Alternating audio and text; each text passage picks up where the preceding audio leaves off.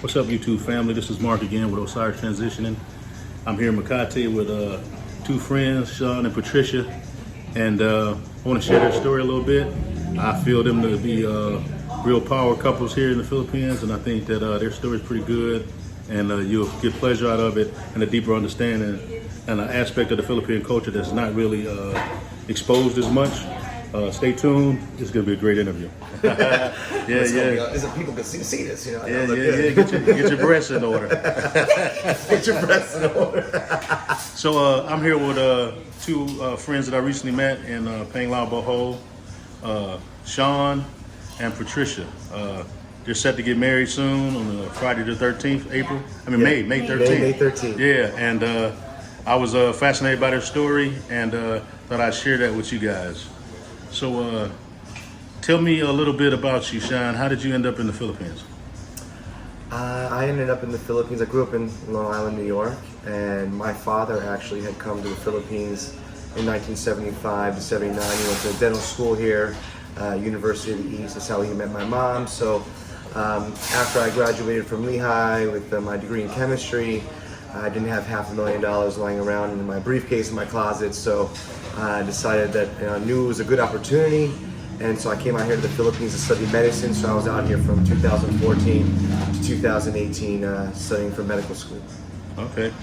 And so you say you're half Filipino? Yes, I'm half. My mom's Filipino, yep. Okay, and you speak the language, you speak Tagalog? And... Yeah, konti lang. I speak a little bit. I've picked up a good amount over the few years that I've been here, and you know, people teach me stuff. I'm fortunate enough that I can retain some of the information.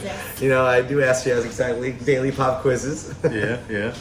And how about you, Patricia? You originally from the Makati area? I'm from Green Hills area, and then I moved in Mandaluyong when I started studying in high school. Okay. Then moved to Quezon City. I studied in UP Diliman, statistics, and then moved back to Mandaluyong. Okay. So you're like an engineer or something? What do you do exactly? Statistician, so more on data analytics. Oh, statistician. Yeah. Okay, that's pretty cool. And so now you work here in Makati? I work in BGC in Taguig, like a few minutes away from Makati.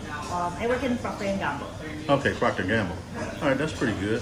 And so you guys getting married, the plan is to stay in the Philippines, or are you guys going to live here part-time and be in the United States part-time, or your plan is to live full-time in the United States? Yeah, so we're definitely trying to bring her over to the States so we can live there, probably for the most part, somewhat full-time, but I definitely plan to come back here, you know, once all my ducks are in a row to come back as often as possible. And yes, the retirement plan is to be in the Philippines. Here, for sure. That's down the road. That's pretty cool. You know, I haven't met many people who have made the decision to come here for education to avoid college costs in the United States. I think that's a pretty smart idea that a lot of people, even in technical fields, there's a lot of good colleges here that go unnoticed, you know, but especially in the medical field, like I said, 75% of the world nurses come from the Philippines, and, you know, the medical field is pretty strong here, and the Cebu also. So what do you plan on doing once you get to America? You're just going to be a housewife? Or? No. No. She can't live it herself. Yeah, I can't live it myself. I probably will try to ask Procter & Gamble to hire me there. Okay. Or I do a corporate job there. Oh, okay. Since he's probably gonna do sports medicine, I want to get into the sports statistics. Yeah, he's gonna work it for DraftKings or FanDuel or something, working data analysis like that. Right. Yeah. I showed her the Moneyball movie with Brad Pitt. She loved that. She fell in love with that movie. I was like, you like this? A lot of money in sports medicine too. A lot of teams. You know, college and professional. Absolutely. A lot of different aspects for that particular field. That's pretty cool.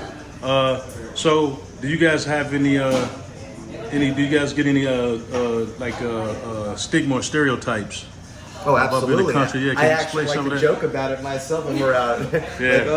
Do we look like that? You know, because obviously, not that nobody really looks at you weird or anything, but it's probably one of the few places in the world that if you would say you were like in your 40s or 50s, could be strolling around with like a upper 20s, young 30s-year-old girl, and most people wouldn't really think much of it. They think, it's like maybe he's a foreigner hanging out with some young girls or whatever.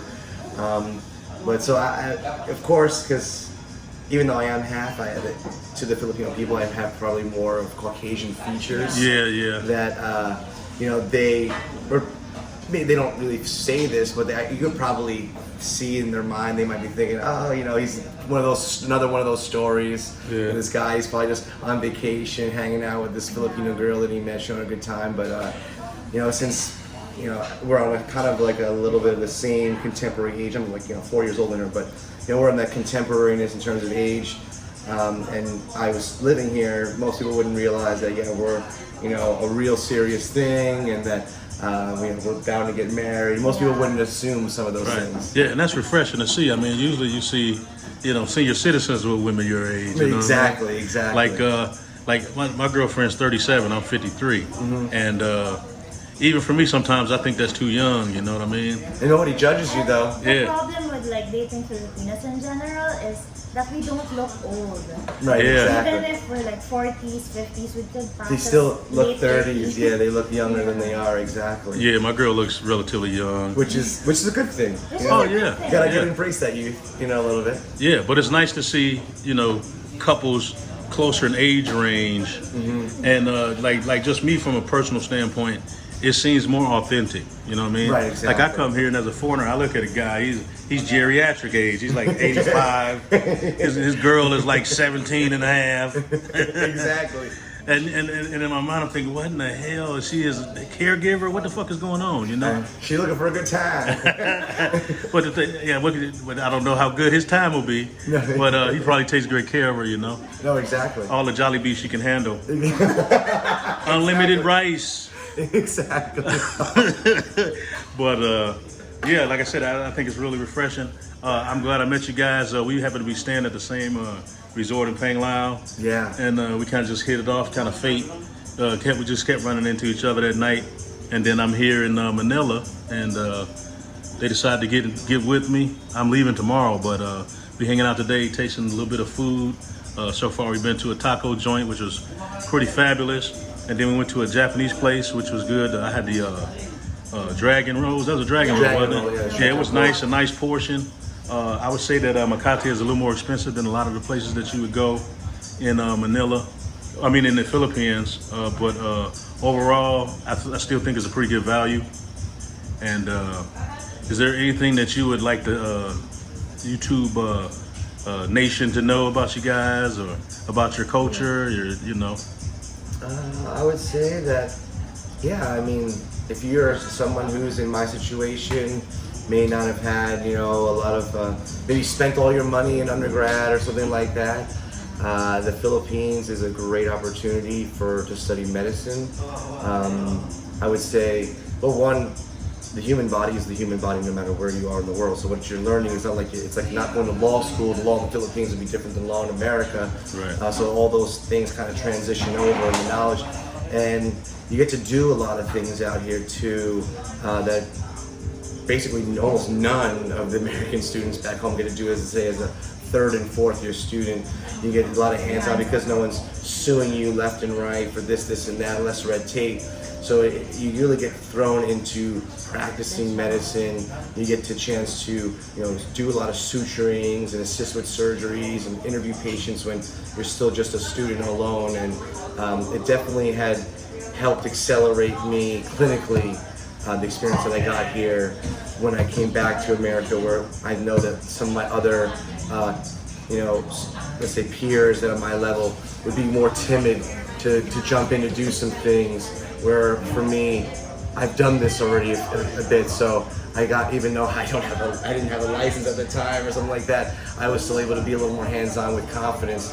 I think the education here was definitely great, and the dollar went far, and where I was able to enjoy my 4 years out here and have a great time at the same time. It's a great experience. Right. And out here it's a cash as you go deal. It's not like you had a scholarship or anything like that. No. It was basically, it was like my father made an investment in me. I guess he didn't throw money into the stock market. Right. He threw it into me, and he sent me only a couple $100s a month so I could survive, which would go a long way here. And made the most of the opportunity, and thankfully I delivered on my end and made it through, and I matched for residency starting this July for Family Med, and it definitely, I would say that I'm an example that it's doable, it's possible, and I have a bunch of my other friends, my classmates too. It's not just me. It's probably a good at least 20 plus of us who've all, came out here, went back, and made it, and it's a real option. So how much cheaper would you say it is? Is it a 50%, 75%? So if you just ballpark what it would probably cost you back home in the States with cost of living, etc., you're looking close to like $500,000. And I did a little bit of the calculation in terms of what I would pay, because I paid $3,000 per semester. Oh, that's pennies. Pennies. Plus, so I factored in, let's say, the rent and maybe the couple of little trips we did to like Bohol and things through the years on the side, and maybe the little fun money that I had to go out at night. I spent probably around close to 80 grand total to get a med degree. So if the 4 years cost me probably what it would cost, a little less than what a person would spend in 1 year. Right. Yeah. Back home, and I got the whole kit and caboodle plus the fun and the whole nine. He was able to go all around the Philippines with that money. With that money too, so it wasn't just education.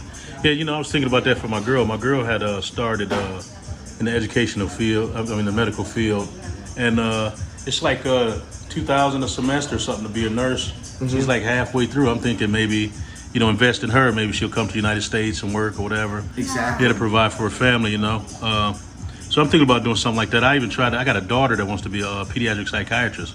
This is a great option. Right, and I'm trying to get her to maybe consider coming to the Philippines to go to school. Especially after grad. I'll say a bonus too for all the YouTube family out there is that if you did do it, you wouldn't really have what you probably would pick it up as it behoove you. Let's say when you do like the charity ward in the hospital, and maybe some of the lesser educated people. But for the most part, everyone speaks English. You don't really have to learn another language to get by. And your classes, the textbooks, your professors teach the lectures in English. So that's another bonus. I know people who've gone to Mexico to study medicine, things where they have to learn Spanish, or Germany, they have to learn German. You're a little bit ahead of the curve here, that they're kind of catering to the English, as an American. Yeah, and the Filipino people are pretty meticulous too. So I would imagine that the classes are pretty in depth. The quality of education would be good, and I think it'll be an all-around great experience for people that's interested in that. I just thought that this would be a great interview for people who who want to see a different side of the Philippines. It's great to meet a statistician, Filipina. Everybody's not massage girls and that kind of shit. Exactly. If you go to the Philippines with an intention to have a real connection, you would find people.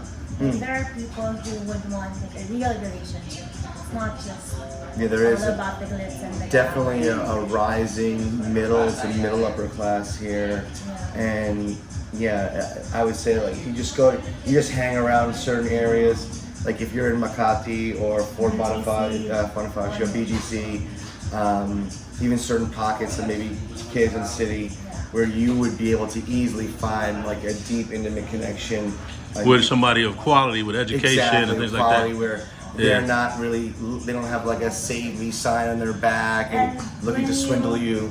When you find that girl, she's everything. Hardworking, wouldn't use you for your money, would want to help you out, would want to bring out the best in you. So it's we're out there. Yeah, that's pretty refreshing thing too. Yeah, because like I said, a lot of people, they don't have that mentality about the Filipino.